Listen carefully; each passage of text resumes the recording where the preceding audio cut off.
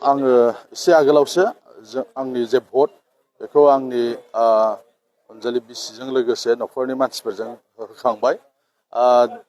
जदिउबा दहाय फुङाव गोबां अखामोनब्लाबो दा अखा गैला, बोथोरा मोजां आरो बयबो दायो भट होनो थाखाय जों सेन्टारफ्राव फैदों। आसा खालामदों दिनै गोजोन थासारिनि गेजेरजों बयबो गावबा गाव भटखौ होनो हागोन होननानै मिजिं थिदों। जाहाथे खुनु जेबो दावराव दावसि गैयाजासे शान्ति आरो गोजोनै जाहाथे बयबो गावनि जे मोन्थाय बे मोन्थायखौ जाहाथे होनो हायो।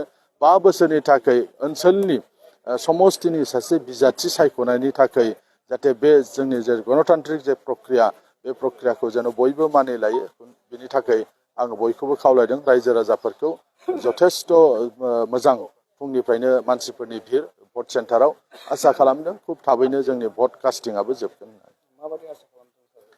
आङो थांनाय जोंनि जे फोसावदिं हाबाफारि बे हाबाफारिफ्राव मोनफ्रोमबो गामि मोनफ्रोमबो ओनसोलफ्रावनो आङो थांदोंमोन आरो बेवहाय आङो रायजो राजाफोरनि मदद आरो हेफाजाब मोनदों, रायजो राजाफोरनि थुलुंगा मोनदों। बेनिखायनो नैथि खेबावबो आङो गोबां भटनि मोननानै आं देरहासार जानो हागोन।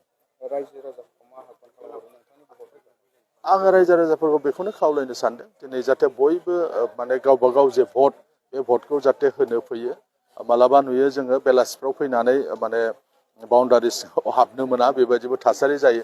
बेनिखायनो थिग समावनो टाइम बायदियैनो जाहाथे बयबो रायजो राजाफ्रा फैनानै गाव गावनि बेसेन गोसा भटखौ जाहाथे होफैयो, आं बिनि थाखाय बयखौबो खावलायहरो।